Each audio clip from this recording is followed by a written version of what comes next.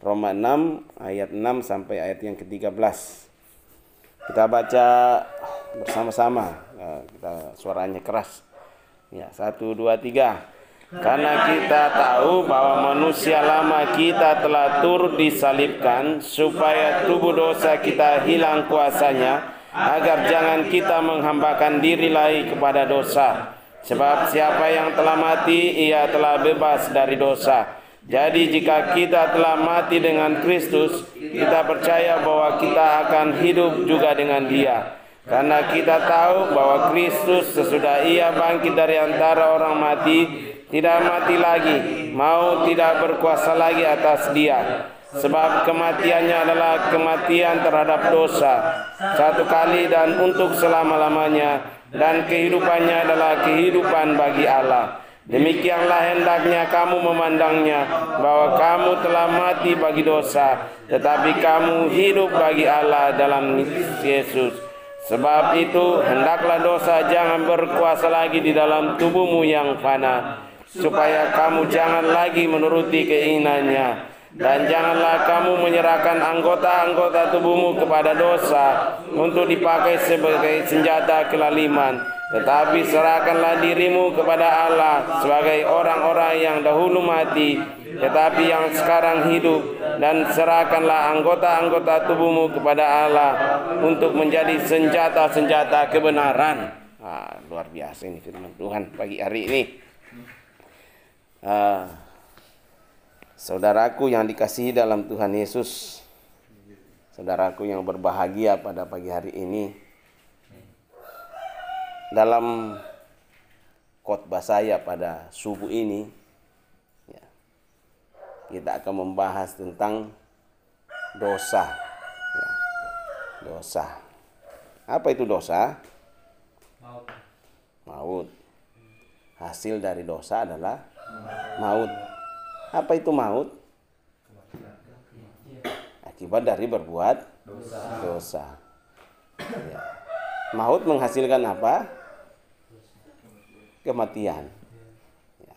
Kalau dibalik-balik semua ya.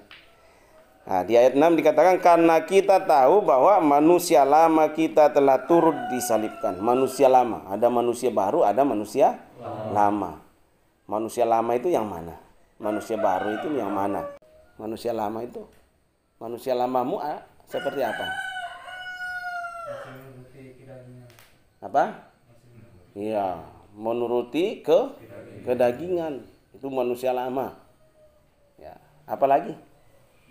Ya, kedagingan banyak itu melawan, apalagi suka berontak, apalagi suka menghina orang, suka menjelekkan orang, suka mencaci orang, suka memaki orang, suka dia, nah, ya suka dia. Nah, itu manusia lama itu suka dia gitu kan.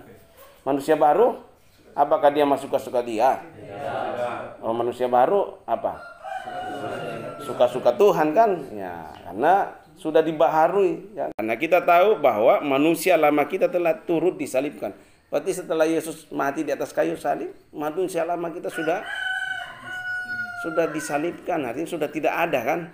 Ya, kalau kita masih suka ingat manusia lama, aduh, berarti kamu naik salib lagi kan?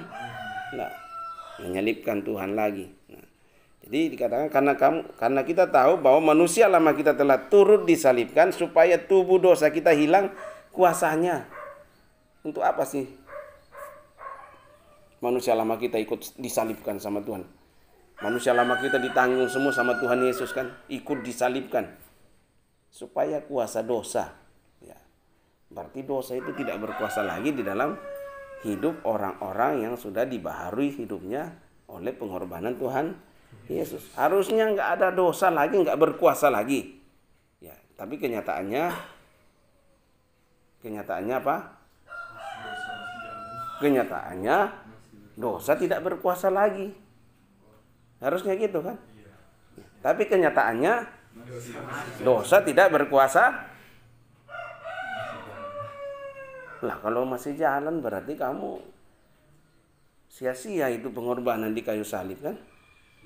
Berarti kamu tidak mengalami pengorbanan itu. Ya, waktu penyaliban di atas kamu kemana?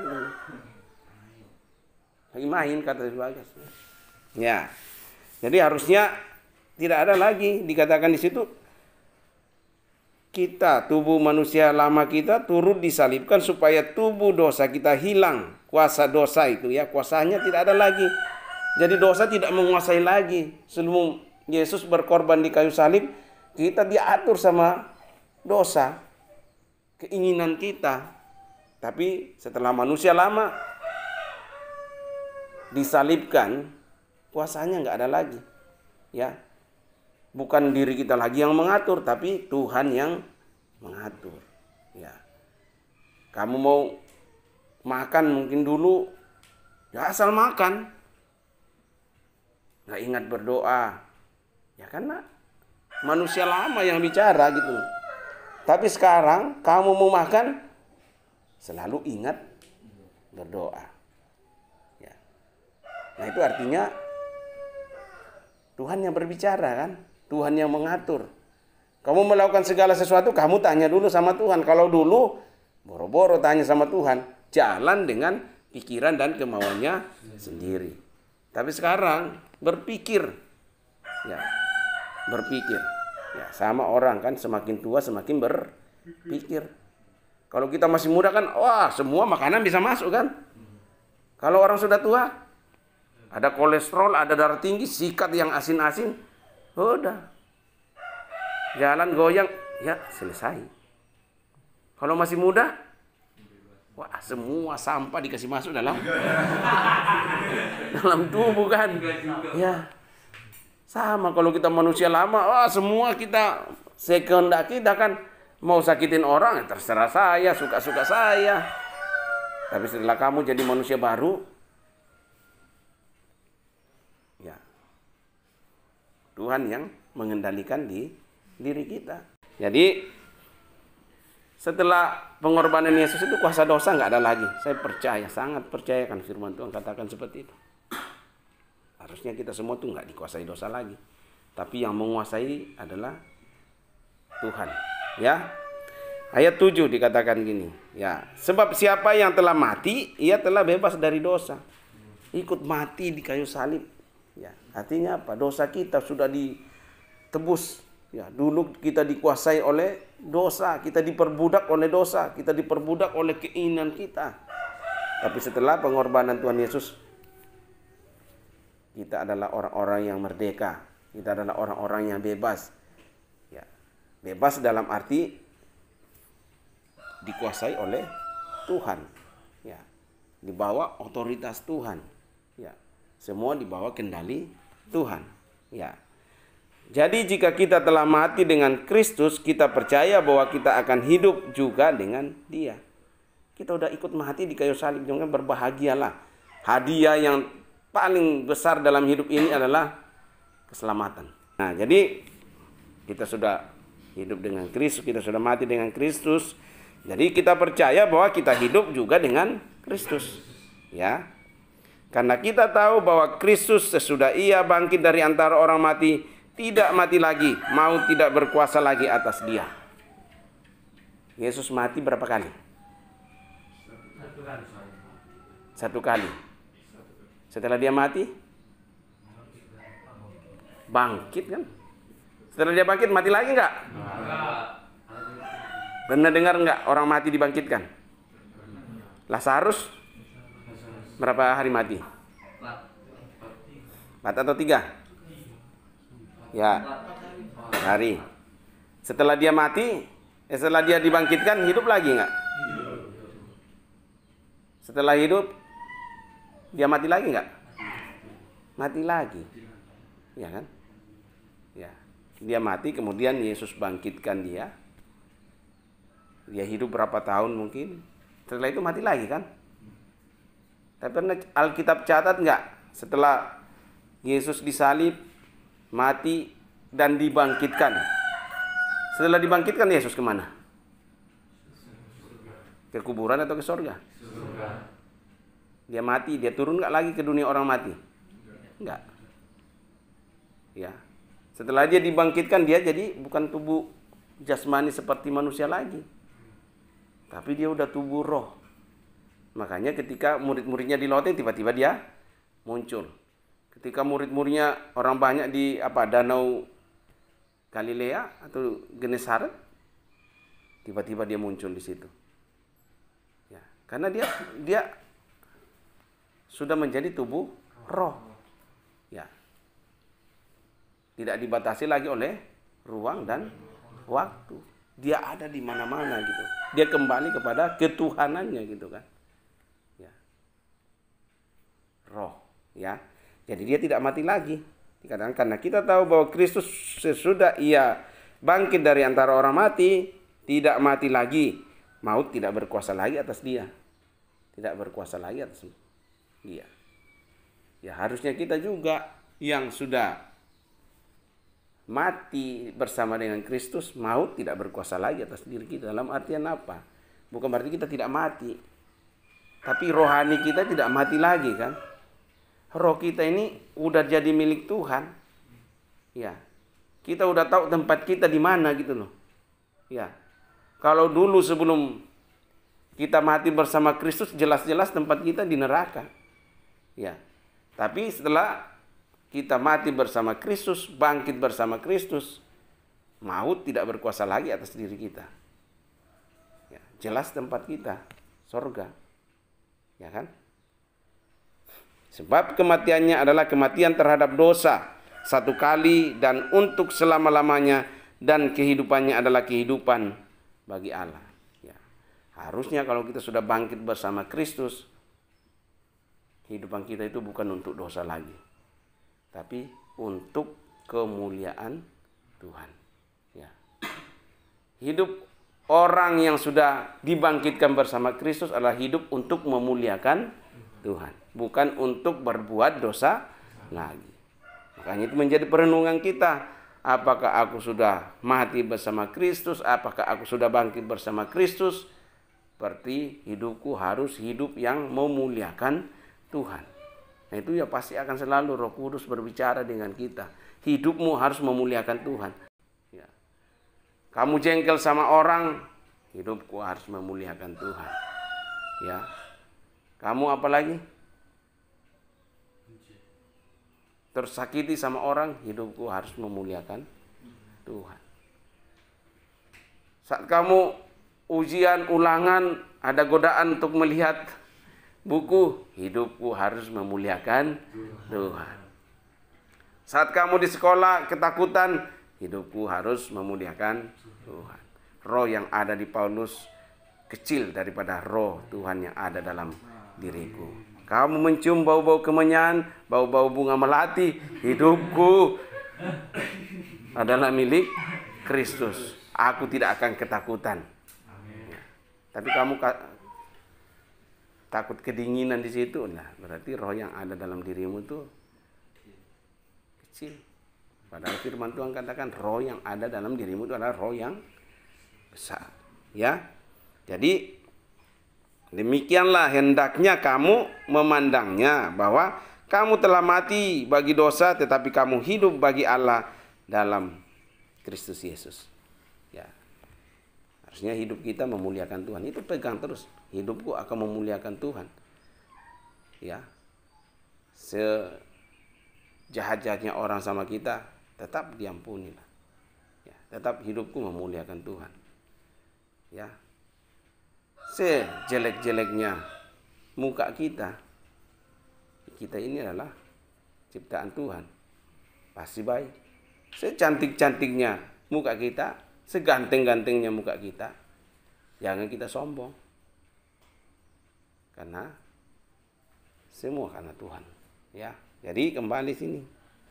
Hidup kita adalah hidup yang memuliakan Tuhan. Kamu diberkati Tuhan, jadi berkatlah bagi banyak orang untuk memuliakan Tuhan. Bukan untuk kamu dimuliakan, itu ya. Pegang itu. Kamu bekerja untuk dimuliakan Tuhan atau untuk memuliakan Tuhan? Memuliakan Tuhan. Nah, itu prinsip yang harus dipegang. Ya. Kalau untuk memuliakan Tuhan tanpa kamu dipuji juga tetap kerja enggak? Hah? Aduh, udah capek-capek, udah lecet-lecet tangan tapi nggak ada pujian. Ya. Tapi Tuhan bilang, ini buat kamu. Daripada kamu senang-senang, aduh, terima kasih dipuji. Tapi Tuhan bilang, ya, mana yang kamu pilih? Lebih dipuji Tuhan daripada dipuji manusia. Ya. Itu jadi penting. Ya, kita melakukan segala sesuatu untuk kemuliaan Tuhan. Kalau kita punya prinsip seperti itu, tanpa kamu dipuji, tanpa kamu dihormati, kamu akan tetap bekerja. Kamu akan tetap melayani Tuhan. Banyak orang mundur karena menghadapi tantangan seperti itu. Ya mungkin dalam pelayanan malah dijelekkan misalnya, malah ini, akhirnya dia mundur. Ya, karena dia mencari pujian, penghormatan, pengakuan dari manusia. Bukan dia melakukan untuk memuliakan Tuhan. Kalau kita lakukan semua untuk memuliakan Tuhan, kamu pasti akan tetap sampai destiny di mana Tuhan sudah tentukan destinimu. Ya, ujungnya di mana? Ya, saya katakan belajar dari sejarah Israel, Alkitab kan, janjinya luar biasa kan. Itu janji, kalau mau lihat janji-janji Tuhan sama tokoh-tokoh Alkitab, apa janjinya sama sama Abraham? Kamu akan menjadi bapak bangsa-bangsa kan. Keturunanmu akan seperti pasir di laut dan bintang di langit. Tapi di satu sisi istrinya mandul. Kira-kira kalau kamu di posisi Abraham masih percaya nggak? Hah? Masih percaya nggak? Hah? Halo? Masih percaya nggak? Tidak sampai di situ. Tuhan kasih janji tapi Abraham tetap percaya janji Tuhan kan. Itu bedanya. Walaupun tidak kelihatan, walaupun tidak mungkin lah. Tidak mungkin punya keturunan, sudah nenek-nenek kok bisa punya keturunan. Tapi kembali, bagi Tuhan tidak ada yang mustahil. Bagi manusia mungkin tidak masuk akal, tapi tidak ada yang tidak masuk akal bagi Tuhan. Loh, namanya juga Maha Kuasa, Maha segalanya. Dia bisa mengubah yang tidak mungkin menjadi mungkin. Manusia nggak bisa mengubah.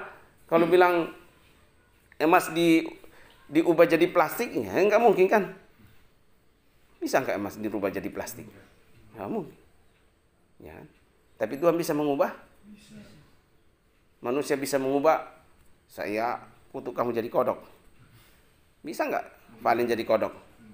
Bisa di dalam sinetron. Ya, kalau ini nggak mungkin kan? Ya. Saya jadikan kamu ayam. Kita mau makan ayam hari ini. Kita jadikan sebagian anak serama jadi ayam. Bisa nggak? Nggak bisa. Kalau Tuhan? Bisa. Ya, makanya kalau orang bilang, kok Tuhanmu bisa jadi manusia? Tuhannya orang Kristen kok bisa jadi manusia? Kok Tuhan orang Kristen bisa disalib? Bisa mati? Jawabannya sederhana. Kalau dia tidak bisa jadi manusia, bukan Tuhan. Berarti terbatas kan? Kalau Tuhan terbatas, itu bukan Tuhan. Jangan percaya segalanya. Kalau Maha segalanya, mau jadi apapun dia bisa. Itulah Tuhan yang sesungguhnya. Itulah Tuhan yang kita percaya. Tuhan Yesus. Demikianlah hendaknya kamu memandangnya, bahwa kamu telah mati bagi dosa, tetapi kamu hidup bagi Allah dalam Kristus Yesus. Kita sudah mati oleh dosa. Dosa tidak berkuasa lagi atas diri kita, tapi Kristus yang berkuasa atas diri kita. Justru ini yang lebih berat kan? Ya, kemanapun kita harus menahan diri. Itulah yang pikul salib kan? Pikul salib dan menyangkal diri. Sebab itu, karena kita sudah mati di bawah dosa dan kita hidup karena pengorbanan Tuhan Yesus di kayu salib, maka apa yang harus kita lakukan? Dosa tidak berkuasa lagi atas diri kita, tapi yang berkuasa adalah Kristus. Selanjutnya apa yang harus kita lakukan? Ayat 12. Sebab itu hendaklah dosa jangan berkuasa lagi di dalam tubuhmu yang fana. Hendaklah itu artinya apa? Perintah kan? Hendaklah, janganlah dosa berkuasa lagi di dalam diri kita. Amin. Amin. Amin atau aman? Amin. Amin itu artinya apa? Ya, aku percaya, mengiyakan. Sebab itu hendaklah dosa jangan berkuasa lagi di dalam tubuhmu yang fana, supaya kamu jangan lagi menuruti keinginannya. Ya. Orang yang berkuasa atas diri kita itulah yang kita turuti keinginannya kan? Benar enggak? Kepala sekolah berkuasa atas sekolah. Ya, termasuk murid. Kepala sekolah bilang, angkat itu sampah. Kamu pasti angkat sampah. Benar enggak? Benar. Ya. Tergantung siapa yang berkuasa dalam diri kita. Kalau dosa yang berkuasa dalam dirimu, kamu jalan-jalan di atas lantai 2 seperti Daud. Kamu lihat orang mandi di sawah situ, pikiranmu udah mulai aneh. Ternyata salah lihat, yang dilihat itu kerbau yang mandi. Ya, tapi pikirannya sudah kacau. Ini, ya kan? Pikirannya udah kacau. Nah, jadi karena siapa yang berkuasa dalam dirinya? Karena dosa. Ya, tapi coba Tuhan yang berkuasa dalam dirimu. Kamu lihat jalan-jalan, apa yang Tuhan Yesus? Ya sama aja kan. Ampunilah aku Tuhan. Salah lihat. Ya, nah itu ya sama saja kan. Tapi kalau Tuhan yang berkuasa dalam dirimu, apapun yang kamu lihat, kamu tidak akan tergoda. Ya, kamu tidak akan tergoda. Ya, karena Tuhan yang memerintahkan. Pasti kamu akan ingat firman yang kamu baca. Ya. Gampang kita lihat orang yang jarang baca Alkitab kan. Benar enggak? Cari ayatnya saja lama sekali. Tapi kalau orang yang sering baca Alkitab, cepat sekali. Kecuali di handphone cepat kan. Tinggal tekan. Tapi kalau cari itu enggak gampang. Ya. Cari, disuruh, ya kita baca kitab Roma, dia cari di Kejadian. Nah itu kan, berarti jarang baca Alkitab. Ya, jadi kembali ya. Sebab itu hendaklah dosa jangan berkuasa lagi di dalam tubuhmu yang fana, supaya kamu jangan lagi menuruti keinginannya. Kalau Tuhan yang berkuasa dalam diri kita, pasti kita akan mengikuti keinginannya Tuhan sesuai dengan standar firman-Nya. Tapi kalau dosa yang berkuasa dalam diri kita, ya kita akan mengikuti keinginan dosa. Ya. Dan ayat 13 ini penting ini. Dan janganlah kamu menyerahkan anggota-anggota tubuhmu kepada dosa untuk dipakai sebagai senjata kelaliman. Anggota-anggota tubuhmu siapa saja sih? Tangan. Ini tangan dipakai untuk apa biasanya ini? Hah? Tangan untuk apa? Menyolong orang. Nah. Oh iya, menyolong orang kan ini kan janganlah serahkan untuk perbuatan dosa. Nyolong orang, apalagi dosa. Nyolong milik orang kan dosa. Apa? Nggak usah yang besar-besar lah. Ya, ya. Mukul orang karena emosi, ya, dosa. Apalagi? Hah? Cubit orang, dosa. Apalagi? Hah? Apalagi? Tangan ini untuk apa? Banyak kan? Ya, kayaknya. Dan janganlah kamu menyerahkan anggota-anggota tubuhmu kepada dosa untuk dipakai kan? Diperalat oleh dosa. Tangan kita diperalat oleh dosa sebagai senjata kelaliman. Lalim itu artinya jahat, untuk kejahatan kan. tidur. Nah ini hebat jemaat kan. langsung dilihat langsung ngangguk-ngangguk. Ampunilah dia Tuhan. Ya. Ya, oke.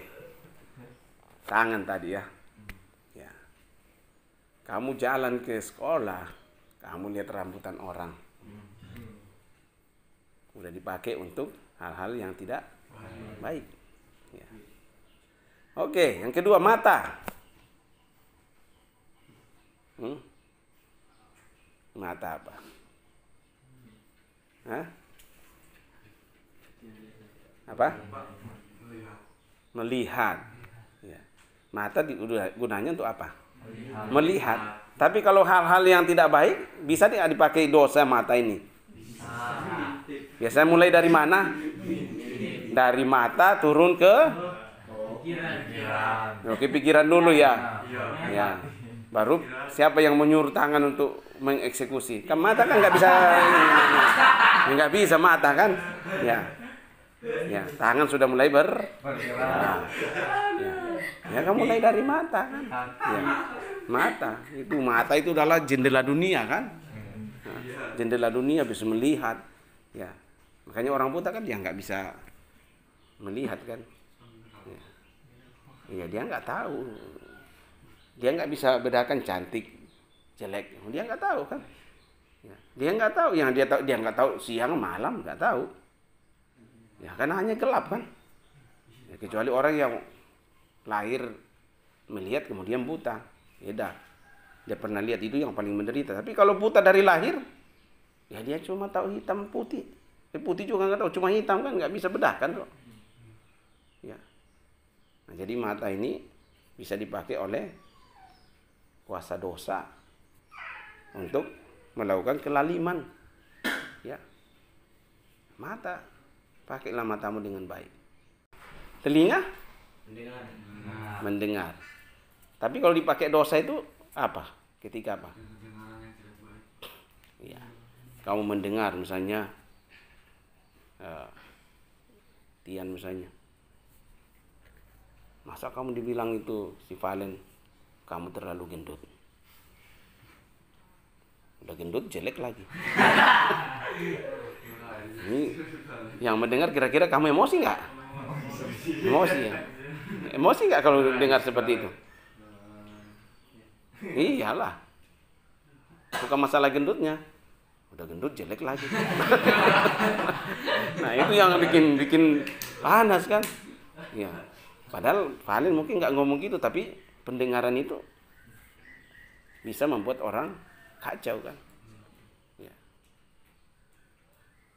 Apalagi pendengaran.